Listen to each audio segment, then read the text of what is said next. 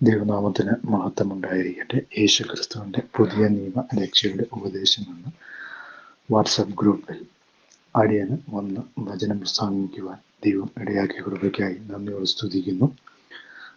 ഇതിൽ എനിക്ക് അവസരം തന്ന എല്ലാ അഡ്മിന്മാരോടുമുള്ള നന്ദിയെ ഈ തരുണത്തിൽ അറിയിക്കുന്നു.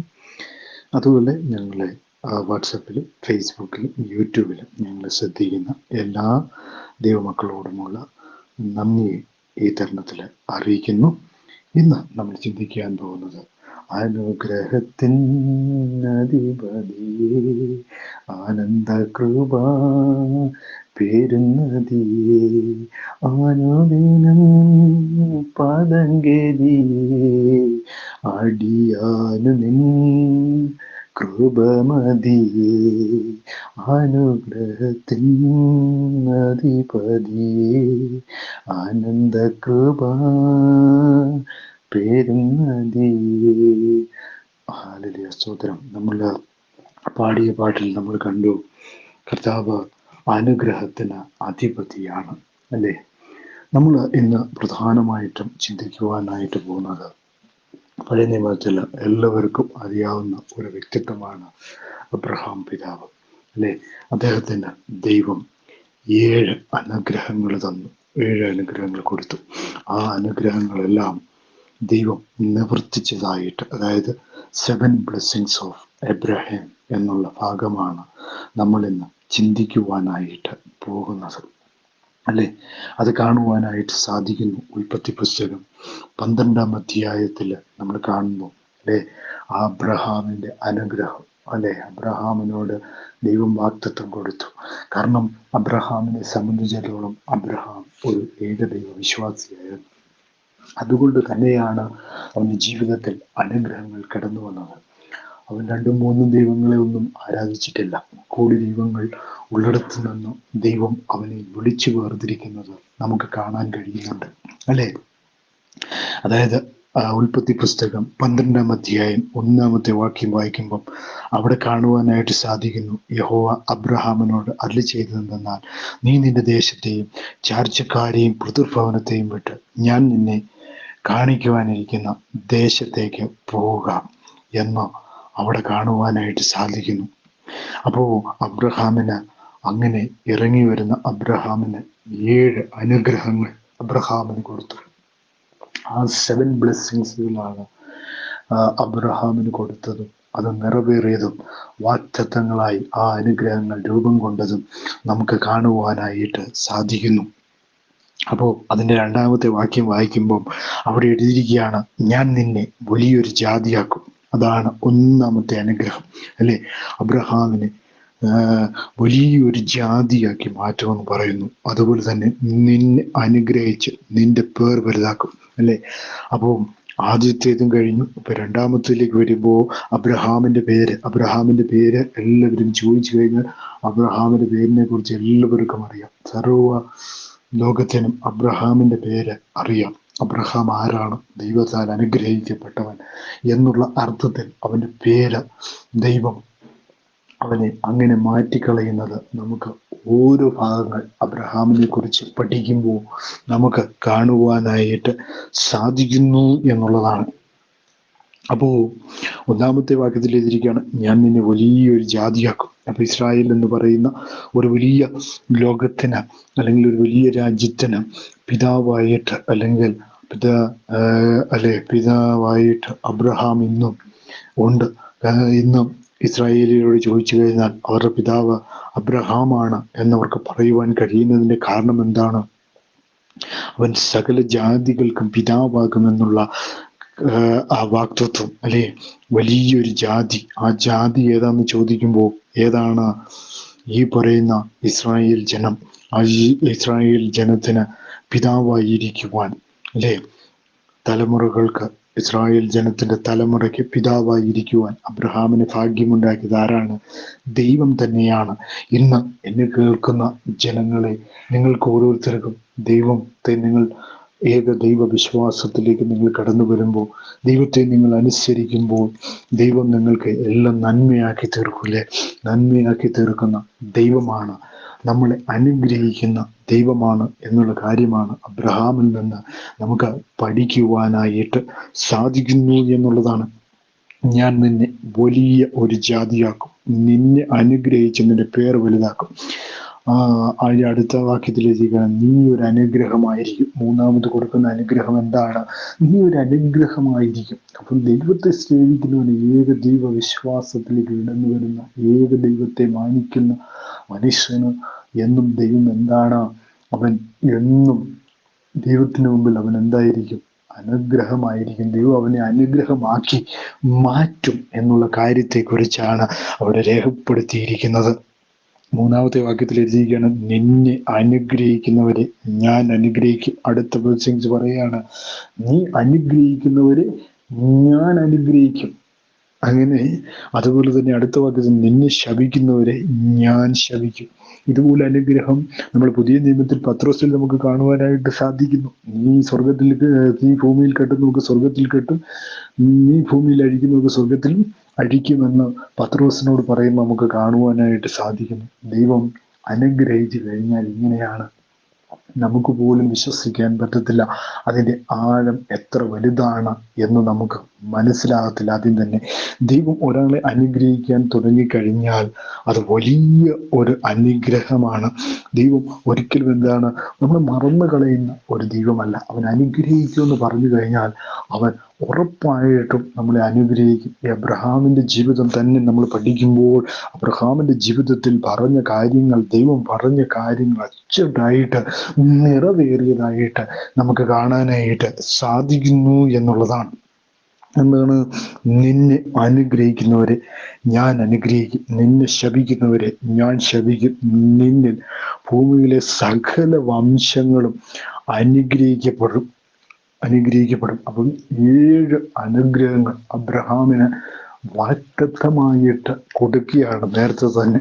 അപ്പൊ അനുഗ്രഹം കൊടുത്തതേ ഉള്ളൂ. അനുഗ്രഹം അപ്പോൾ അത് ആയിട്ടില്ല, അത് സ്റ്റാർട്ടിങ് സ്റ്റേജിലാണ്. പല ആളുകളുടെയും ജീവിതത്തിൽ നമ്മൾ പഠിക്കുമ്പോൾ ഇന്ന് ഞാൻ ദൈവത്തിലേക്ക് വന്നു, ദൈവം എന്നെ എന്നാ അനുഗ്രഹിക്കാത്തതെന്ന് പല ആളുകളും ചോദിക്കുന്നത് ഞാൻ കേട്ടിട്ടുണ്ട്. പക്ഷേ ദൈവത്തിനൊരു സമയമുണ്ട്, ദൈവത്തിനൊരു പദ്ധതി വെച്ചിട്ടുണ്ട്. അപ്പൊ 7 ബ്ലെസ്സിങ്സുകൾ അബ്രഹാമിന്റെ ജീവിതത്തിലെ സ്റ്റാർട്ടിങ് പോയിന്റ് ആയിട്ട് നമുക്കവിടെ കാണുവാനായിട്ട് സാധിക്കുന്നു എന്നുള്ളതാണ്. അപ്പൊ ആ സ്റ്റാർട്ടിങ് പോയിന്റിൽ 7 ബ്ലെസ്സിങ്സുകൾ അവന്റെ ജീവിതത്തിൽ കൊടുത്തു. പക്ഷെ 7 അനുഗ്രഹങ്ങൾ അവന് കൊടുത്തു എന്ന് പറഞ്ഞാലും അത് പെട്ടെന്നൊന്നും അവന് കിട്ടിയില്ല. അവന്റെ ജീവിതത്തിലേക്ക് പെട്ടെന്ന് വന്നില്ല. പല ആളുകളും പെട്ടെന്ന് ഷോർട്ട് ടൈമായിട്ട് പെട്ടെന്ന് ഫാസ്റ്റായിട്ട് കിട്ടണമെന്ന് വിചാരിക്കും. പലരും പെട്ടെന്ന് കിട്ടണമെന്നുള്ള ആൾക്കാരാണ്. പലപ്പോഴും അനുഗ്രഹം പെട്ടെന്ന് കിട്ടും. പക്ഷെ ദൈവത്തിന് ചില പദ്ധതികളുണ്ട്. ചില വഴികളിലൂടെയൊക്കെ ദൈവം നമ്മെ കിടത്തി വിട്ടിട്ടേ നമുക്ക് അനുഗ്രഹങ്ങൾ തരുന്ന ദൈവമാണ്. ചിലപ്പോൾ നമുക്ക് പല കഷ്ടതകളും വരും. ചിലപ്പോൾ നമ്മൾ ചിലത് പഠിക്കേണ്ടതായിട്ടുണ്ടാകും, ചിലത് നമ്മൾ അറിയേണ്ടതുണ്ടാകും. ഇങ്ങനെയൊക്കെയുള്ള കാര്യങ്ങൾ വെച്ച് നോക്കുമ്പോൾ ദൈവം തന്നെ എന്ത് ചെയ്യും? നമുക്ക് ഒരു സമയം വെച്ചിട്ടുണ്ട്. നമുക്ക് മുമ്പിൽ അനുഗ്രഹത്തിനൊരു സമയം വെച്ചിട്ടുണ്ട്, ഒരു കാലം വെച്ചിട്ടുണ്ട്. അപ്പൊ ആ അനുഗ്രഹത്തിന് വേണ്ടി അല്ലെങ്കിൽ ആ വാഗ്ദത്തത്തിന് വേണ്ടി നമ്മൾ കാത്തിരിക്കുന്നവരായിരിക്കണം, അല്ലെ? പലപ്പോഴും ദൈവത്തിന്റെ അനുഗ്രഹം എന്ന് പറയുമ്പോൾ പെട്ടെന്നാണ്, ഫാസ്റ്റാണ് എന്നതും നമ്മൾ ചിന്തിക്കരുത്. ദൈവത്തിനൊരു സമയമുണ്ട്. ദൈവം ഒരിക്കലും ഒരാളെ അനുഗ്രഹിക്കുന്നത് പടിപടിയായിട്ട് ഒരാളെ അനുഗ്രഹിക്കത്തുള്ളൂ. അബ്രഹാമിന്റെ ജീവിതം നമ്മളെ പഠിപ്പിക്കുന്നത് അതാണ് എന്നുള്ളതാണ്. അപ്പൊ ഈ 7 അനുഗ്രഹം കിട്ടിയ ഉടനെ ഇത് ചിലപ്പോൾ ആരെങ്കിലും പറഞ്ഞതാണ് എന്ന് വിചാരിച്ചാണോ അബ്രഹാമിനെ കുറിച്ച് നമ്മൾ പഠിക്കുമ്പോൾ 1-ാമത്തെ വാക്യത്തിൽ എഴുതിയിരിക്കുകയാണ്, ഞാൻ നിന്നെ കാണിക്കുമായിരിക്കും ദേശത്തേക്ക് പോവുക. അപ്പൊ പിതൃഭവനത്തെ വിടണമെന്ന് പറഞ്ഞു. അപ്പൊ പിതൃഭവനത്തെ കുറിച്ച് പഠിക്കുമ്പോൾ പിതൃഭവനം ഏകദൈവ വിശ്വാസികളല്ല, കർത്താവിനെ അറിഞ്ഞിട്ടുള്ളവരല്ല എന്നുള്ള കാര്യമാണ് നമുക്ക് ആ വാക്യങ്ങളിലൂടെ മനസ്സിലാക്കുവാനായിട്ട് സാധിക്കുന്നത്. അവർ വേറൊരു ദൈവത്തിൽ, അതായത് അബ്രഹാം വിശ്വസിച്ചുകൊണ്ടിരുന്ന വേറൊരു ദൈവത്തിലാണ് എന്നുള്ള കാര്യമാണ് നമുക്ക് കാണുവാനായിട്ട് സാധിക്കുന്നു. അപ്പൊ അബ്രഹാമിന് ദൈവത്തിൽ, ഏകദൈവ സത്യദൈവത്തിൽ വിശ്വസിക്കുവാൻ തുടങ്ങിയപ്പോൾ അവന് 7 അനുഗ്രഹങ്ങൾ ദൈവം വാഗ്ദത്തം ചെയ്ത കാര്യമാണ് നമുക്ക് ഇവിടെ കാണുവാനായിട്ട് സാധിക്കുന്നു. 4-ാമത്തെ വാക്യത്തിലേക്ക് വരുമ്പോൾ അവൻ അനുസരിച്ചോ ഇല്ലയോ ആ വാക്യത്തിന് വേണ്ടി, അല്ലെങ്കിൽ 7 വാഗ്ദത്തങ്ങൾ പറഞ്ഞപ്പോൾ അവൻ അതിനെയെല്ലാം വിട്ട് ദൈവത്തെ അനുഗമിച്ചു എന്ന് നമ്മൾ മനസ്സിലാക്കുമ്പോൾ 4-ാമത്തെ വാക്യത്തിൽ എഴുതിയിരിക്കുകയാണ്, യഹോവ തന്നോട് കൽപ്പിച്ചതുപോലെ അബ്രഹാം പുറപ്പെട്ടു. എന്ത് ചെയ്തു?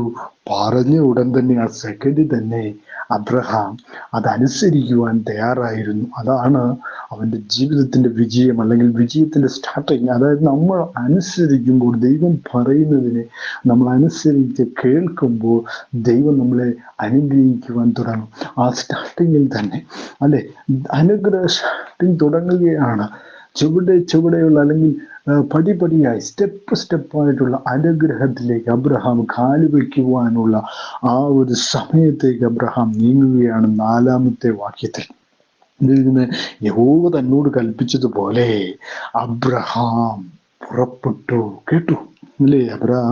അബ്രഹാം എന്നായിരുന്നില്ല അവന്റെ അന്ന് പേര്. അപ്പൊ അവന്റെ പേരെന്തായിരുന്നു? അബ്രാം എന്നായിരുന്നു. അബ്രാം പുറപ്പെട്ടു എന്നാണ് അവിടെ രേഖപ്പെടുത്തിയിരിക്കുന്നത്. അപ്പൊ പേര് വലുതാക്കി എന്നുള്ളതാണ് ദൈവം ചെയ്ത ഏറ്റവും വലിയൊരു കാര്യം എന്ന് പറയുന്നത്. ആ വാക്യത്തിനകത്ത് നമ്മൾ വായിച്ചു, ദൈവം അവന്റെ പേര് വലുതാക്കും, അല്ലെങ്കിൽ നിന്റെ പേര് വലുതാക്കുമെന്ന് അവിടെ രേഖപ്പെടുത്തിയിരിക്കുന്നു. ദൈവത്തോട് കൂടെ ചേർന്ന് നടക്കുന്നവൻ എന്നും എന്തായിരിക്കും? അനുഗ്രഹമായിരിക്കും. ദൈവത്തെ അനുസരിക്കുന്നവന് ദൈവം ഒന്നിനും കുറവ് വരുത്തത്തില്ല. അതുകൊണ്ടാണ് ദാവീദ് പാടിയത്, യഹോവ എന്റെ ഇടയനാകുന്നു, എനിക്കൊന്നിനും മുട്ടുണ്ടാകുകയില്ല, അല്ലെങ്കിൽ എനിക്കൊന്നിനും കുറവുണ്ടാകുകയില്ല എന്ന് ദാവീദ് പഴയ നിയമത്തിൽ പാടും നമ്മൾ കേട്ടു. അതുപോലെ തന്നെ ദാവീദ് ആരാണ്? അബ്രഹാമിന്റെ കുടുംബത്തിൽപ്പെട്ട വ്യക്തിയാണ്, അല്ലെ? അബ്രഹാമിന്റെ തലമുറയിൽപ്പെട്ട വ്യക്തിയാണ്. ആ ദാവീദ് ദൈവത്തെക്കുറിച്ച് പറയുകയാണ്, യഹോവ എന്റെ ഇടയനായിരിക്കുന്നിടത്തോളം കാലം എനിക്ക് എന്താണ്? ഒന്നിനും ഒരു കുറവുണ്ടാകുകയില്ല എന്നുള്ള കാര്യമാണ് അവിടെ കാണുവാനായിട്ട് സാധിക്കുന്നു എന്നുള്ളതാണ്. 4-ാമത്തെ വാക്യത്തിൽ യഹോവ തന്നോട് കൽപ്പിച്ചതുപോലെ അബ്രഹാം എന്ത് ചെയ്തു? പുറപ്പെട്ടു. അവൻ ഏക ദൈവവിശ്വാസത്തിലേക്ക്, അല്ലെ? അപ്പം മോശ പറഞ്ഞു കേട്ട് കാണും. മോശയുടെ ഒക്കെ പിതാവാണ് ഈ അബ്രഹാം എന്ന് പറയുമ്പോൾ അവൻ പറഞ്ഞ എന്താണ്? ഇസ്രായേലിലെ കേൾക്ക, യഹോവ നിന്റെ ദൈവം, നീ ഈ യഹോവയായ ദൈവം ഏകനാണ് എന്നാണ് മോശ പറഞ്ഞതായിട്ട് നമുക്ക് കാണാനായിട്ട് സാധിക്കുന്നു. അപ്പൊ ആ പിതാവിൽ നിന്ന് വന്ന തലമുറകൾ അനുഗ്രഹിക്കപ്പെട്ട തലമുറയായിരുന്നു, അല്ലെ? മോശയെ കുറിച്ച് പഠിക്കുമ്പോൾ, ദാവീദിനെ കുറിച്ച് പഠിക്കുമ്പോൾ, ഏലിയാവിനെ കുറിച്ചൊക്കെ പഠിക്കുമ്പോൾ ആ ഒരു ജനറേഷനിൽ നിന്ന് വന്ന അല്ലെങ്കിൽ ആ തലമുറയിൽ നിന്ന് വന്ന, അബ്രഹാമിന്റെ തലമുറയിൽ നിന്ന് വന്ന മക്കളായിരുന്നു അവരെല്ലാം. അവർക്കെല്ലാം എന്ത് ചെയ്തു? ദൈവം അനുഗ്രഹം അറിയിച്ചു, അല്ലെ? അവരുടെ ദയ കാണിക്കുന്ന ഒരു തലമുറയോട് 1000 തലമുറ വരെയും ദയ കാണിക്കുന്നവനാണ് നമ്മുടെ ദൈവം. അതുകൊണ്ടാണ് അബ്രഹാമിന്റെ മക്കൾക്ക് ഇന്നും ഒരു കുറവുമില്ല. ഇസ്രായേൽ ജനം ആരാണ്? അബ്രഹാമിന്റെ മക്കളായതുകൊണ്ടാണ് ഇന്നും അവർ എന്ത് ചെയ്യുന്നത്? നശിക്കാതെ ദൈവം അവരെ ഇന്നും ഭൂമിയിൽ നിലനിർത്തിയിരിക്കുന്ന കാഴ്ച നമുക്ക് കാണാൻ കഴിയുന്നത്. 4-ാമത്തെ വാക്യത്തിൽ എഴുതിയിരിക്കുകയാണ്, യഹോവ തന്നോട് കൽപ്പിച്ചതുപോലെ അബ്രാം പുറപ്പെട്ടു എന്നാണ് അവിടെ എഴുതിയിരിക്കുന്നത്. അപ്പോൾ ലോത്തും അവനോടുകൂടെ പോയി എന്നവിടെ ഇരിക്കുന്നു. ഹാരാന്ന് പുറപ്പെട്ടപ്പോൾ അബ്രഹാമിന് ഈ 75 വയസ്സായിരുന്നു എന്നാണ് അവിടെ രേഖപ്പെടുത്തിയിരിക്കുന്നത്. 5-ാമത്തെ വാക്യത്തിൽ അബ്രാം തന്റെ ഭാര്യയായ സാറയെയും സഹോദരന്റെ മകനായ ലോത്തിനെയും, അപ്പോൾ സഹോദരന്റെ മകനാണ് ലോത്ത് എന്ന് പറയുന്ന വ്യക്തി എന്ന് പറയുന്നത്, തങ്ങൾ ഉണ്ടാക്കിയ സമ്പത്തുകളൊക്കെയും തങ്ങൾ ഹാരാനിൽ വെച്ച് സമ്പാദിച്ച ആളുകളെയും കൂട്ടിക്കൊണ്ട് കനാൻ ദേശത്തേക്ക് പോകാൻ പുറപ്പെട്ടു. കനാൻ ദേശത്തെത്തി എന്നും അവിടെ രേഖപ്പെടുത്തിയിരിക്കുന്നു. അബ്രാം ഷെഖീം എന്ന സ്ഥലം വരെയും ഏലോമ്യ വരെയും ദേശത്തുകൂടി സഞ്ചരിച്ചു. അന്ന് കനാന്യർ ദേശത്ത് പാർത്തിരുന്നു. അപ്പൊ 7-ാമത്തെ വാക്യത്തിൽ യഹോവ അബ്രഹാമിന് പ്രത്യക്ഷനായി. അപ്പം പ്രപഞ്ചം മുഴുവൻ നിറഞ്ഞു നിൽക്കുന്നവനായ ദൈവം എന്ത് ചെയ്തു? അബ്രഹാമിന് മുമ്പ് പ്രത്യക്ഷനായി. നമുക്ക് പലപ്പോഴും ദൈവം എങ്ങനെ പ്രത്യക്ഷപ്പെടും? ദൈവത്തെ ആരും ഒരു നാളും കണ്ടിട്ടില്ലെന്നാണ് പറയുന്നത്. അപ്പൊ ദൈവം അന്നും ജഡത്തിൽ വെളിപ്പെടുന്നുണ്ടായിരുന്നു എന്നുള്ള കാഴ്ചയാണ് നമുക്ക് കാണുവാനായിട്ട് സാധിക്കുന്നു എന്നുള്ളതാണ്. അന്നും ദൈവം എന്ത് ചെയ്യുന്നുണ്ട്? ജഡത്തിൽ വെളിപ്പെടുന്നുണ്ട്. അപ്പൊ തൻ്റെ ഭക്തന്മാർക്ക് വേണ്ടി ദൈവം എന്നും പ്രത്യക്ഷനാകും. തന്നെ അനുസരിക്കുന്നവർക്ക് അവൻ എന്നും പ്രത്യക്ഷമായി അവൻ നമ്മുടെ മുമ്പിൽ ഇറങ്ങി വരുന്നവനായ ദൈവമാണ്. നമ്മെ സഹായിക്കുന്ന, നമ്മെ കരുതുന്ന ദൈവമാണ് എന്ന് അവിടെ കാണുവാനായിട്ട് സാധിക്കുന്നു. അപ്പോൾ അബ്രഹാം ഷെഖേം എന്ന സ്ഥലം വരെയും ഏലോമ്യ വരെയും ദേശത്തുകൂടി സഞ്ചരിച്ചെന്ന് കനാൻ ദേശത്ത് പാർത്തിരുന്നു എന്നവിടെ രേഖപ്പെടുത്തിയിരിക്കുന്നു. അപ്പോൾ യഹോവയെ കുറിച്ച് അവൻ എന്താണ് ഭയങ്കരമായ എന്താണ് അനുസരണ, അല്ലെ, അവൻ വലിയൊരു അനുസരണ ഉള്ളവനായിരുന്നു അബ്രഹാം. അങ്ങനെ ദൈവത്തോട് എന്നും എന്താണ് ഒരനുസരണ കൊണ്ട് പറഞ്ഞ ഉടൻ തന്നെ അവൻ എന്ത് ചെയ്തു, പുറപ്പെടുവാൻ തയ്യാറായി എന്നാണ് വചനത്തിൽ നമുക്ക് കാണുവാനായിട്ട് സാധിക്കുന്നു പ്രിയരേ. അതിന്റെ അടുത്ത വാക്യത്തിൽ ശ്രദ്ധിക്കണം, അവൻ എന്ത് ചെയ്തു? പ്രത്യക്ഷനായി നിന്റെ സന്തതിയും ഞാൻ ഈ ദേശം കൊടുക്കുമെന്ന് അരുളി ചെയ്തു. അപ്പം പടിപടിയായിട്ടുള്ള അനുഗ്രഹം തുടങ്ങിയാണ്. പടിപടിയായിട്ടുള്ള അനുഗ്രഹം തുടങ്ങിയപ്പോൾ എന്താണ്? ദേശത്ത് മാനിക്കാൻ പോവാണ്. ദേശത്ത് എന്താണ്? അവൻ കാല് വെച്ചു ദൈവത്തിന് വേണ്ടി നിൽക്കുമെന്ന് മനസ്സിലായി കഴിഞ്ഞപ്പോൾ തന്നെ ദൈവത്തിന് അവനെ കുറിച്ചൊരു വിശ്വാസം വരാൻ തുടങ്ങി. ഇവൻ നിൽക്കും എന്നുള്ള കാര്യത്തെക്കുറിച്ച് ശ്വാസം വന്നപ്പോൾ എന്ത് ചെയ്തു? ദൈവം എന്ത് ചെയ്തു? നിന്റെ സന്തതിക്ക് ഞാൻ ഈ ദേശം കൊടുക്കുമെന്ന് അരുളി ചെയ്തു. എന്നിട്ട് തനിക്ക് പ്രത്യക്ഷനായ യഹോവയ്ക്ക് അവൻ എന്ത് ചെയ്തു? അവിടെ ഒരു യാഗപീഠം പണിതു എന്ന് അവിടെ രേഖപ്പെടുത്തിയിരിക്കുന്നു. അപ്പൊ എന്താണ്? അവൻ ദൈവത്തിന് വേണ്ടി വലിയ ചെയ്യുന്നതിന് തയ്യാറായിരുന്നു എന്നുള്ളതാണ് നമുക്ക് കാണുവാനായിട്ട് സാധിക്കുന്നു പ്രിയരെ. അതുകൊണ്ട് എന്താണ്? തനിക്ക് പ്രത്യക്ഷനായ യഹോവയ്ക്ക് അവൻ എന്ത് ചെയ്തു? ഒരു യാഗപീഠം പണിതു. അതുകൊണ്ട് തന്നെ 8-ാമത്തെ വാക്യത്തിൽ എഴുതിയിരിക്കുകയാണ്, അവൻ അവിടെ നിന്നും ബഥേലിന് കിഴക്കുള്ള മലയ്ക്ക് പുറപ്പെട്ടു. ബഥേൽ പടിഞ്ഞാറും ഹായ് കിഴക്കുമായി കൂടാരമടിച്ചു. അവിടെ അവൻ യഹോവയ്ക്ക് ഒരു യാഗപീഠം പണിതു, യഹോവയുടെ നാമത്തിൽ ആരാധിച്ചു എന്ന് അവിടെ രേഖപ്പെടുത്തിയിരിക്കുന്നു. അപ്പൊ ഇതിന്നെല്ലാം നമ്മൾ മനസ്സിലാക്കേണ്ട കാര്യം എന്താണ്? യഹോവയ്ക്ക് ഒരു യാഗപീഠം പണിതു, യഹോവയുടെ നാമത്തിൽ അവൻ ആരാധിക്കുവാനും തുടങ്ങിയതായി നമുക്കവിടെ കാണുവാനായിട്ട് സാധിക്കുന്നു. അപ്പം യഹോവയെ അനുസരിക്കുവാൻ ആര് തയ്യാറായിരുന്നു? അബ്രഹാം തയ്യാറായപ്പോൾ അവനെ ദൈവം അനുഗ്രഹിക്കുവാൻ തുടങ്ങി എന്നുള്ള കാര്യമാണ് നമുക്കവിടെ വ്യക്തമാകുന്നത്. അപ്പൊ യഹോവയുടെ നാമത്തിൽ ആരാധിച്ചു എന്നാണ് പറയുന്നത്. യഹോവയുടെ നാമത്തിൽ ആരാധിക്കുവാനായിട്ട് ആര് തയ്യാറായിരുന്നു? അബ്രഹാം തയ്യാറായിരുന്നു എന്നുള്ള കാഴ്ചയാണ് നമുക്ക് കാണുവാനായിട്ട് സാധിക്കുന്നു. ഇന്ന് എന്നെ കേൾക്കുന്ന പ്രിയ സഹോദരങ്ങളെ, നിങ്ങൾ ദൈവത്തിന് വേണ്ടി നിന്നിട്ടുണ്ടെങ്കിൽ അവൻ നിശ്ചയമായും നിങ്ങളെ അനുഗ്രഹിക്കുന്ന ദൈവമാണ്. ആ ദൈവം ആരാണ്? ആ ദൈവം സകല ആകാശവും ഭൂമിയും നിറഞ്ഞു നിൽക്കുന്ന സർവശക്തനായ ദൈവമാണ് എന്ന് നിങ്ങൾ വിശ്വസിക്കുമ്പോൾ അവൻ നിങ്ങളെ അനുഗ്രഹിക്കുന്ന ദൈവമാണ്. അവന്റെ കൽപ്പനകളെ നിങ്ങൾ അനുസരിക്കുമ്പോൾ, അല്ലേ, ഇവിടെ നമ്മൾ ശ്രദ്ധിച്ചു, അവന് യാഗപീഠം പണിതു, ഒന്നും ചോദിച്ചില്ല, യഹോവയുടെ നാമത്തിൽ ആരാധിക്കുവാനും തുടങ്ങി. ആരാധിക്കാൻ തുടങ്ങിയപ്പോൾ തന്നെ എന്താണ്? ദേശത്ത് അവനെ മാനിക്കുവാനായിട്ട് തുടങ്ങി. ദേശത്താദ്യം മാനിതം തുടങ്ങി. ദേശം കൊടുക്കാമെന്നല്ല, നിന്റെ സന്തതിക്ക് ഞാൻ ഈ ദേശം കൊടുക്കുമെന്ന് അരുളി ചെയ്തു. അബ്രഹാം പിന്നെ എന്ത് ചെയ്തു? തെക്കോട്ട് യാത്ര ചെയ്തുകൊണ്ടിരുന്നു എന്ന് അവിടെ രേഖപ്പെടുത്തിയിരിക്കുന്നു. 10-ാമത്തെ വാക്യത്തിൽ എഴുതുകയാണ്, ദേശത്ത് ക്ഷാമമുണ്ടായി. ദേശത്ത് ക്ഷാമം കഠിനമായി തീർന്നത് കൊണ്ട് അബ്രഹാം മിസ്രയീമിൽ ചെന്ന് പാർക്കുവാൻ അവിടേക്ക് പോയി എന്ന് അവിടെ രേഖപ്പെടുത്തിയിരിക്കുന്നു. അപ്പൊ ദൈവഭക്തന് ദൈവം എന്ത് ചെയ്യും? എവിടെയാണ്? ഓരോരിടത്തും എന്ത് ചെയ്യത്തില്ല? ക്ഷാമമുണ്ടായി എന്ന് പറഞ്ഞുകൊണ്ട് അവിടെ നിർത്തത്തില്ല. ക്ഷാമം കഠിനമായി തീർന്നപ്പോൾ എന്ത് ചെയ്തു? അബ്രഹാം മിസ്രയീമിൽ നിന്ന് എന്ത് ചെയ്തു? അബ്രഹാം കഠിനമായി തീർന്നുകൊണ്ട് അബ്രഹാം മിസ്രയീമിൽ നിന്നും പാർക്കുവാൻ അവിടേക്ക് പോയി എന്നാണ് അവിടെ രേഖപ്പെടുത്തിയിരിക്കുന്നത്. നമുക്കൊക്കെ ആണെങ്കിൽ ഒരു കഷ്ടം വന്നു, ഒരു പ്രയാസം വന്നു, പറഞ്ഞ പോലെ ദൈവത്തെ നമ്മൾ ഒന്നിൽ എന്ത് ചെയ്യും? തള്ളി പറയുന്നവരായിരിക്കും. നമ്മളെപ്പോഴും അങ്ങനെയാണ്, ദൈവത്തെ തള്ളിപ്പറയും. ഒരു കഷ്ടമൊക്കെ വരുമ്പോൾ എന്നെ അനുഗ്രഹിക്കാമെന്നൊക്കെ പറഞ്ഞതാണ്, എന്നിട്ട് എന്നെ പറ്റിച്ചല്ലോ. അബ്രഹാം ഇവിടെ പരാതിയൊന്നും പറയുന്നില്ല. അബ്രഹാം എവിടെ? ദേശത്ത് ക്ഷാമം ഉണ്ടായപ്പോൾ എവിടേക്ക് പോയി? മിസ്രയീമിൽ ചെന്ന് പാർക്കുവാനായിട്ട് അവിടേക്ക് പോയി എന്ന് അവിടെ രേഖപ്പെടുത്തിയിരിക്കുന്നു. 11-ാമത്തെ വാക്യത്തിൽ എഴുതിയിരിക്കണം, മിസ്രയീമിൽ എത്താറായപ്പോൾ അവൻ തന്റെ ഭാര്യ സാറയോട് പറഞ്ഞു, ഇതാ നീ സൗന്ദര്യമുള്ള സ്ത്രീ എന്ന് ഞാൻ അറിയുന്നു എന്ന് അവിടെ രേഖപ്പെടുത്തിയിരിക്കുന്നു.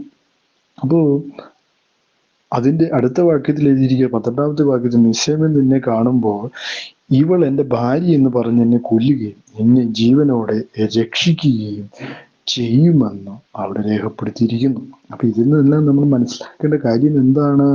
അബ്രഹാം തന്റെ സ്വയബുദ്ധികൾ അവിടെ ഉപയോഗിക്കുന്നതായിട്ട് നമുക്ക് കാണാനായിട്ട് സാധിക്കുന്നു.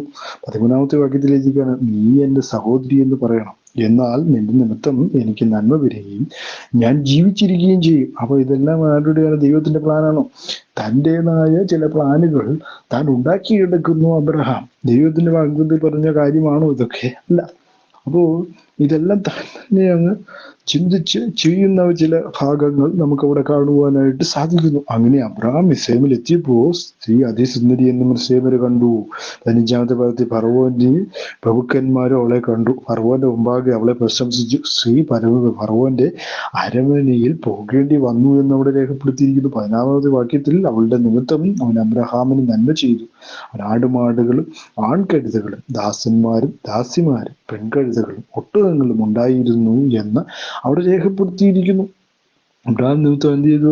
അബ്രഹാം എന്ത് ചെയ്തു? അവളുടെ നിമിത്തം അവൻ അബ്രഹാമിന് നന്മ ചെയ്തു എന്നും അവന് ആടുമാടുകളും ആൺകഴുതകളും ദാസനും പെൺകഴുതകളും ഒട്ടകങ്ങളും ഉണ്ടായിരുന്നു എന്ന് പറയുന്നു. 15-ാമത്തെ വാക്യത്തിൽ അബ്രഹാമിന്റെ ഭാര്യയായ സാറയെ നിമിത്തം യഹോവ ഫറവോനെ അവന്റെ കുടുംബത്തെയും അത്യന്തം ദണ്ഡിപ്പിച്ചു എന്നും അവിടെ രേഖപ്പെടുത്തിയിരിക്കുന്നു. അപ്പോൾ ഫറവോൻ എന്ത് ചെയ്തു? അബ്രഹാമിനെ വിളിച്ചു, നീ എന്നോട് ഈ ചെയ്തത് എന്ത്? ഇവൾ നിന്റെ ഭാര്യ എന്ന് എന്നെ അറിയാതിരിക്കുന്നത് എന്ത്? അവൾ എൻ്റെ സഹോദരി എന്ന് പറഞ്ഞു. ഞാൻ അവളെ ഭാര്യയെ എടുക്കുവാൻ സംഗതി വന്നു പോയല്ലോ. ഇപ്പോഴതാ നിന്റെ ഭാര്യ, അവളെ കൂട്ടിക്കൊണ്ട് പോവുക എന്ന് പറഞ്ഞു.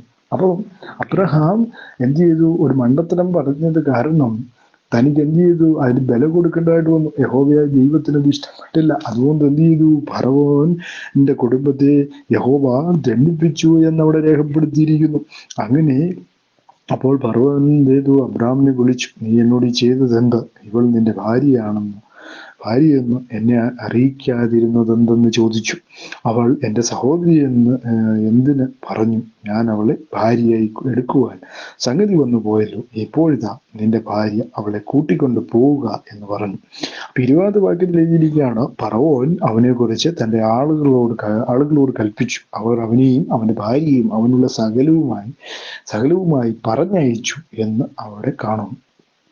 അപ്പം ദൈവത്തിന്റെ പ്ലാനും പദ്ധതിയും അല്ലാത്തത് കൊണ്ട് ആ ഭാഗത്ത് എന്ത് ചെയ്തു? സത്യം വെളിപ്പെടുവാനായിട്ട് ഇടയായി. തന്നോട് പറഞ്ഞ വാഗ്ദത്തങ്ങളൊന്നും തന്നെ അതായിരുന്നില്ല. താൻ ആ വാഗ്ദത്തങ്ങളിൽ നിന്ന് വ്യതിചലിച്ചത് കൊണ്ടാണ് അബ്രഹാമിന് ഇങ്ങനൊരവസ്ഥ അവിടെ വന്നത്. ഇങ്ങനെ അബ്രഹാമും ഭാര്യയും അവനുള്ളതൊക്കെയും അവനോട് ലോത്തും മിസ്രൈമിൽ നിന്ന് പുറപ്പെട്ട് തെക്കേ ദേശത്ത് വന്നു എന്ന് അവിടെ രേഖപ്പെടുത്തിയിരിക്കുന്നു. 4-ാമത്തെ വാക്യത്തിൽ ഏതായാലും ഇത്രയൊക്കെ സംഭവിച്ചല്ലേ, നമ്മൾക്ക് ആണെങ്കിലും ഇത്രയൊക്കെ സംഭവിച്ചു, പുറകെ പോയിട്ട് ഇനി കാര്യമൊന്നുമില്ല എന്ന് അബ്രഹാം ചിന്തിച്ചിരുന്നെങ്കിൽ അബ്രഹാം ഒരിക്കലും എന്ത് ചെയ്യത്തില്ല. 13:4 വരുമ്പോൾ അവിടെ എഴുതിയിരിക്കുന്നത് എങ്ങനെയാണ്? അവിടെ അബ്രഹാം യഹോവയുടെ നാമത്തിൽ ആരാധിച്ചു എന്ന് കാണുന്നു 4-ാം വാക്യത്തിൽ അല്ലേ. അവൻ തെക്കേ ദേശത്ത് പോയി എന്ത് ചെയ്യുന്നു? 2-ാമത്തെ വാക്യത്തിൽ കന്നുകാലി, വെള്ളി, പൊന്ന് ഈ വകയിൽ അബ്രഹാം ബഹുസമ്പന്നനായിരുന്നു എന്ന് രേഖപ്പെടുത്തിയിരിച്ചു. അപ്പൊ അവൻ എന്താണ്? അവൻ സമ്പന്നനായിരുന്നു എന്നാണ് അബ്രഹാമിനെ കുറിച്ച് നമുക്ക് കാണാൻ കഴിയുന്നത്. അവന് കന്നുകാലി ഉണ്ടായിരുന്നു, വെള്ളി ഉണ്ടായിരുന്നു, പൊന്നുണ്ടായിരുന്നു. ഈ വകയിലെല്ലാം അബ്രഹാം എന്തായിരുന്നു? ബഹുസമ്പന്നനായിരുന്നു. അപ്പം ദൈവം എന്ത് ചെയ്ത്? അവനോട് പറഞ്ഞതിനൊന്നും ഒരു വീഴ്ചയും വരുത്തിയിട്ടില്ല എന്നുള്ളതാണ് നമുക്കിവിടെ കാണുവാനായിട്ട് സാധിക്കുന്നു. എന്നിട്ടും എന്ത് ചെയ്തു? അവൻ ദൈവത്തെ വിട്ടില്ല. ഇത്തരം പ്രശ്നങ്ങളും പ്രതികൂലങ്ങളും നടുവിൽ ഉണ്ടായിട്ടും എന്ത് ചെയ്തില്ല? അവൻ ഒരിക്കലും ദൈവത്തെ വിട്ടില്ല. നമുക്കൊക്കെ എന്ന് പറയുമ്പോൾ കാര്യങ്ങളുണ്ടെന്ന് പറയുമ്പോൾ നമ്മൾ എന്ത് ചെയ്യും? ദൈവത്തെ മറക്കുന്ന ഒരു പ്രകൃതം നമുക്കെല്ലാം ഉണ്ട്. പക്ഷെ അബ്രഹാം എന്ത് ചെയ്തില്ല? അതൊന്നും ചെയ്തില്ല. പകരം എന്ത് ചെയ്തു? 4-ാമത്തെ വാക്യത്തിൽ എഴുതിയിരിക്കുകയാണ് അവിടെ അബ്രഹാം യഹോവയുടെ നാമത്തിൽ ആരാധിച്ചു. അബ്രഹാമിനോട് കൂടെ വന്ന ലോത്തിനും ആടുമാടുകളും കൂടാരങ്ങളും ഉണ്ടായിരുന്നു എന്ന് അവിടെ കാണുന്നു. അപ്പൊ അബ്രഹാമിന്റെ കൂടെ വന്ന എന്ത് ചെയ്തു? അബ്രഹാമിനോട് കൂടെ വന്ന ലോത്തിനും ആടുകളും കൂടാരങ്ങളും ഉണ്ടായിരുന്നു. അപ്പൊ അബ്രഹാമിന്റെ കൂടെ നടന്നത് കൊണ്ട് ആ കൂടെ വന്ന ലോത്തും അനുഗ്രഹിക്കപ്പെട്ടു എന്നാണ് അവിടെ നമുക്ക് ആ വചനത്തിൽ കാണുവാനായിട്ട് സാധിക്കുന്നു. അപ്പൊ അവരൊന്നിച്ച് പാർക്കുവാൻ തക്കവണ്ണം ദേശത്തിന് അവരെ വായിച്ചു കൂടാനും സമ്പത്ത് വളരെ ഉണ്ടായിരുന്നുകൊണ്ട് അവർക്ക് ഒന്നിച്ച് പാർക്കുവാൻ കഴിഞ്ഞില്ല. അപ്പൊ ദൈവം അനുഗ്രഹിക്കുവാൻ തുടങ്ങിക്കഴിഞ്ഞാൽ എന്താണ്? പടിപടിയായിട്ട് നമ്മളെ ഉയർത്തുന്ന അല്ലെങ്കിൽ അനുഗ്രഹിക്കുന്ന ദൈവത്തെയാണ് അബ്രഹാമിലൂടെ നമുക്ക് പരിചയപ്പെടുവാനായിട്ട് സാധിക്കുന്നു എന്നുള്ളതാണ്. അപ്പോൾ അബ്രഹാമിന്റെ കന്നുകാലി അതുപോലെ തന്നെ എന്ത് ചെയ്തു, അവരൊന്നിച്ച് പാർക്കുവാൻ കഴിഞ്ഞില്ല എന്ന് പറയുന്നു. 7-ാമത്തെ വാക്യം 13-ാമത്തെ 7-ാം വാക്യത്തിൽ രചിക്കുകയാണ്, അബ്രഹാമിന്റെ കന്നുകാലികളുടെ ഇടയന്മാർക്കും ലോത്തിന്റെ കന്നുകാലികളുടെ ഇടയന്മാർക്കും തമ്മിൽ പിണക്കമുണ്ടായി. കനാന്യരും പെരിസ്യരും അന്ന് ദേശത്ത് പാർത്തിരുന്നു എന്ന് അവിടെ രേഖപ്പെടുത്തിയിരിക്കുന്നു. അപ്പൊ അബ്രഹാമിന്റെ കന്നുകാലികളുടെ ഇടയിൽ അബ്രഹാമിന്റെ കന്നുകാലികളുടെ ഇടയിൽ ലോത്തിന്റെ കന്നുകാലികളുടെ ഇടയന്മാർക്കും തമ്മിൽ എന്താണ് പിണക്കമുണ്ടായെന്നും കനാന്യരും പെരിസ്യരും എന്ന ദേശത്ത് പാർത്തിരുന്നു. അതുകൊണ്ട് അബ്രഹാം ലോത്തിനോട് എനിക്കും നിനക്കും എൻ്റെ ഇടയന്മാർക്കും നിന്റെ ഇടയന്മാർക്കും തമ്മിൽ പിണക്കമുണ്ടാകരുത്, നാം സഹോദരന്മാരല്ലോ എന്നൊക്കെ പറഞ്ഞു. അപ്പോൾ പ്രശ്നങ്ങളൊക്കെ ഉണ്ടായിരുന്നു അവരുടെ ഇടയിൽ. പ്രതികൂല ദിവസങ്ങളും പ്രതികൂല അവസ്ഥകളും ഒക്കെ അവരെന്ത് ചെയ്തു, അഭിമുഖീകരിക്കേണ്ടി വന്നിട്ടുണ്ട് എന്ന് പറഞ്ഞതുകൊണ്ട് മനുഷ്യന്റെ ജീവിതത്തിൽ പ്രശ്നങ്ങൾ വരികയില്ലെന്നല്ല, പ്രശ്നങ്ങൾ വന്നുകൊണ്ടേയിരിക്കും. അബ്രഹാമിന്റെ ജീവിതം അതാണ് പഠിപ്പിക്കുന്നത്. ദൈവം അനുഗ്രഹിക്കുന്നവനാണ്. ഒരു വാക്ക് പറഞ്ഞാൽ മാറത്തില്ല. അതാണ് അവന്റെ ഒരു പ്രത്യേകത എന്നുള്ള കാര്യമാണ് ഇതിൽ നിന്ന് നമുക്ക് മനസ്സിലാക്കുവാനായിട്ട് സാധിക്കുന്നു. 8-ാമത്തെ വാക്യത്തിൽ എഴുതിയിരിക്കുകയാണ്, അതുകൊണ്ട് അബ്രഹാം ലോത്തിനോട് എനിക്കും നിനക്കും എൻ്റെ ഇടയന്മാർക്കും നിന്റെ ഇടയന്മാർക്കും തമ്മിൽ എന്ത് ചെയ്ത് പിണക്കമുണ്ടാകരുത്, നീ സഹോദരന്മാരല്ലോ. 9-ാമത്തെ വാക്യത്തിൽ ദേശമെല്ലാം നിന്റെ മുമ്പാകെ ഇല്ലയോ, എന്നെ വിട്ടുപിരിഞ്ഞാലും നീ ഇടത്തോട്ടെങ്കിൽ ഞാൻ വലത്തോട്ട് പൊയ്ക്കോളാം, നീ വലത്തോട്ടെങ്കിൽ ഞാൻ ഇടത്തോട്ട് പൊയ്ക്കോളാം എന്ന് പറഞ്ഞു. അപ്പോൾ ലോത്ത് നോക്കി യോർദാൻ നദിക പ്രദേശമൊക്കെ നീരോട്ടമുള്ളതെന്ന് കണ്ടു. യഹോവ സോതോമിനെയും ഗോമേരെയും നശിപ്പിച്ചതിന് മുമ്പേ അത് യഹോവയുടെ തോട്ടം പോലെയും സോവർ വരെയും മിസ്രയീം ദേശം വരെയും ആയിരുന്നു എന്ന് അവിടെ കാണുവാനായിട്ട് കഴിയുന്നു. അപ്പൊ എന്താണ്, അബ്രഹാമിനെ സംബന്ധിച്ചിടത്തോളം ദൈവം എന്ത് ചെയ്തില്ല, ഒരിക്കലും അവന്റെ ജീവിതത്തിൽ ഒരു കുറവും വരുത്തിയില്ല. ഇപ്പോൾ അബ്രഹാം മുഖാന്തരം എന്താണ്, അബ്രഹാമിന്റെ കൂടെ നടന്ന ലോത്ത് സഹോദരന്റെ മകൻ അല്ലെ, അവന് അനുഗ്രഹിക്കപ്പെട്ടു എന്ന് അവിടെ കാണുവാനായിട്ട് സാധിക്കുന്നു എന്നുള്ളതാണ്.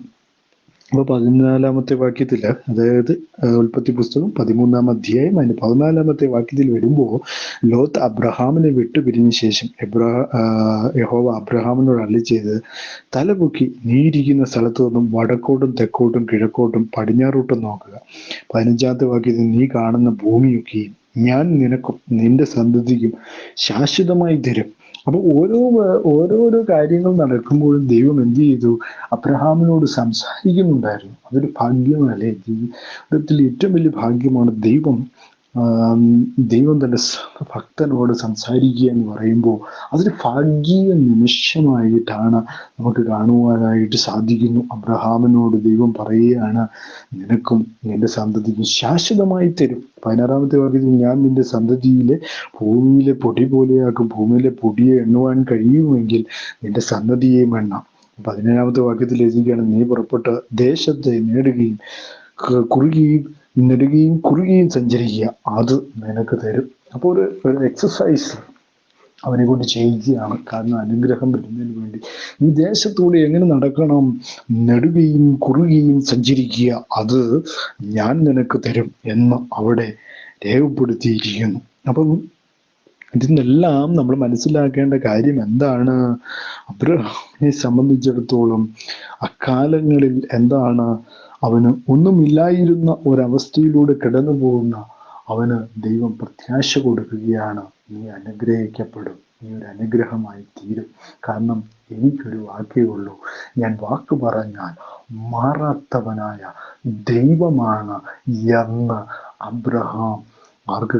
അബ്രഹാമിന് ദൈവം കാണിച്ചു കൊടുക്കുകയാണ്. ഞാൻ വാക്ക് പറഞ്ഞാൽ മാറാത്തവനാണ് എന്നുള്ള കാഴ്ച അവിടെ കാണുവാനായിട്ട് സാധിക്കുന്നു. എന്നെ കേൾക്കുന്ന പ്രിയ സഹോദരങ്ങളെ, നിങ്ങളുടെ ജീവിതത്തിൽ നിങ്ങൾ ദൈവത്തിന് വേണ്ടി നിന്നിട്ടുണ്ടെങ്കിൽ ദൈവം നിങ്ങൾക്ക് എന്നും എന്താണ്, ഈ അബ്രഹാമിനെ പോലെ നിങ്ങൾ ജീവിതത്തിൽ എവിടെയാണോ തകർന്നു പോയത് അവിടെ നിന്നും ദൈവം നിങ്ങളെ ഉയർത്തിക്കൊണ്ടുവരുന്നവനായ ദൈവമാണ് എന്ന് ഇവിടെ വെളിപ്പെടുത്തുന്നു. അല്ലെ, ആ വെളിപ്പെടുന്ന കാഴ്ചയാണ് അബ്രഹാമില് നമുക്ക് കാണുവാനായിട്ട് സാധിക്കുന്നു എന്നുള്ളതാണ്.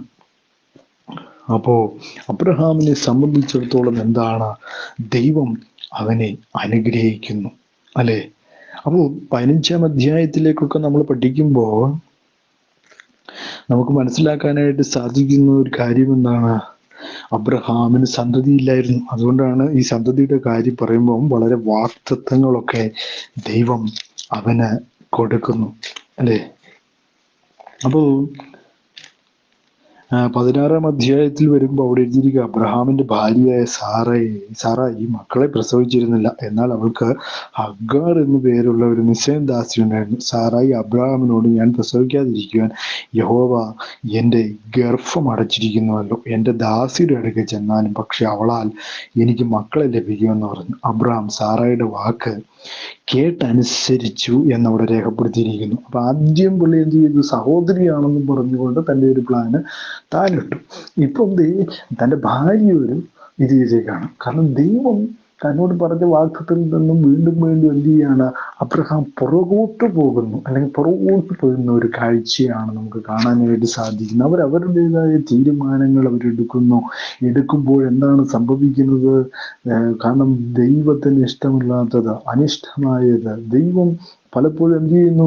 അവന് ഓരോരോ വാഗ്ദത്തം കൊടുക്കുമ്പോഴും ആ വാഗ്ദത്തത്തിന് പറ്റുന്നതായ കാര്യങ്ങൾ അവനെ ബലപ്പെടുത്തുവാനായി, ധൈര്യപ്പെടുത്തുവാനായി ദൈവം തന്നെ കൊടുക്കുമ്പോൾ അതിനെ അവൻ എന്ത് ചെയ്യുന്നു? മറന്നു കളയുന്നു എന്നുള്ളതാണ് നമുക്ക് കാണുവാനായിട്ട് സാധിക്കുന്നു. എന്നെ കേൾക്കുന്ന പ്രിയ സഹോദരങ്ങളെ, നിങ്ങൾ ഒരിക്കലും എന്ത് ചെയ്യാൻ പാടില്ല? അബ്രഹാമിനെ പോലെ ആകരുത്.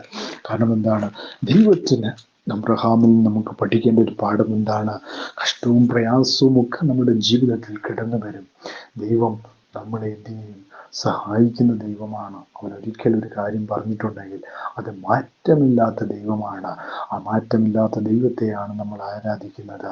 ആ ദൈവത്തിലേക്കാണ് നമ്മൾ കണ്ണ് നട്ടു നോക്കുന്നത്. കാരണം ഇന്നത്തെ വചനങ്ങൾ നിങ്ങൾക്ക് ബലപ്പെടുന്നതിന് കാരണമായെങ്കിൽ ദൈവം നിങ്ങളെ അനുഗ്രഹിക്കട്ടെ.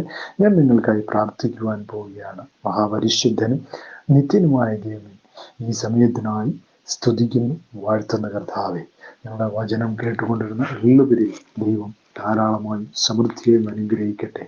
എല്ലാവരും ഒരു അബ്രഹാമിൽ കൂടെ, അതായത് എല്ലാവരും ഒരു അബ്രഹാമിലൂടെ കടന്ന് അനുഗ്രഹം പ്രാപിക്കുവാൻ എല്ലാവരെയും ദൈവം സഹായിക്കട്ടെ എന്ന് പ്രാർത്ഥിക്കുന്നു. അബ്രഹാമിൻ്റെ ജീവിതം എല്ലാവർക്കും ഒരു മാതൃകയായി തീരുവാൻ, ആ ഏകദൈവ വിശ്വാസം അബ്രഹാം മുറുകെ പിടിച്ചതുകൊണ്ട് ദൈവം അവനോട് കൂടിയെന്ന ആ കാഴ്ച അവർക്ക് അനുഗ്രഹമായി തീരുവാൻ, സൗഖ്യത്തിന് കാരണമായി തീരുവാൻ, രോഗികളായിട്ട് ഭാരപ്പെടുന്ന എല്ലാവർക്കും എൻ്റെ യേശു കർത്താവ് പൂർണ്ണമായി സൗഖ്യം വിടുതൽ നൽകിയാട്ടെ എന്ന് പ്രാർത്ഥിക്കുന്നു. കർത്താവിൻ്റെ കരം എല്ലാവരെയും അനുഗ്രഹിക്കണം. ഇതിൽ അഡ്മിനായിരിക്കുന്ന എല്ലാവരെയും കർത്താവിൻ്റെ കരങ്ങളിൽ ഏൽപ്പിക്കുന്ന ദൈവത്തിൻ്റെ കൃപയാൽ നിറയ്ക്കണം. എല്ലാവരെയും കർത്താവ് എല്ലാവരെയും കാത്തു പരിപാലിക്കണമേ എന്ന് പ്രാർത്ഥിക്കുന്നു. പ്രാർത്ഥന സ്വർഗം ശ്രദ്ധിച്ച് കേട്ട സ്തോത്രം, മാനം മഹത്വോപജനം എടുക്കണം. എല്ലാം യേശു ക്രിസ്തുവിൻ്റെ ധന്യമുള്ള തിരുനാമത്തിൽ തന്നെ. ആമേൻ, ആമേൻ. സ്തോത്രം.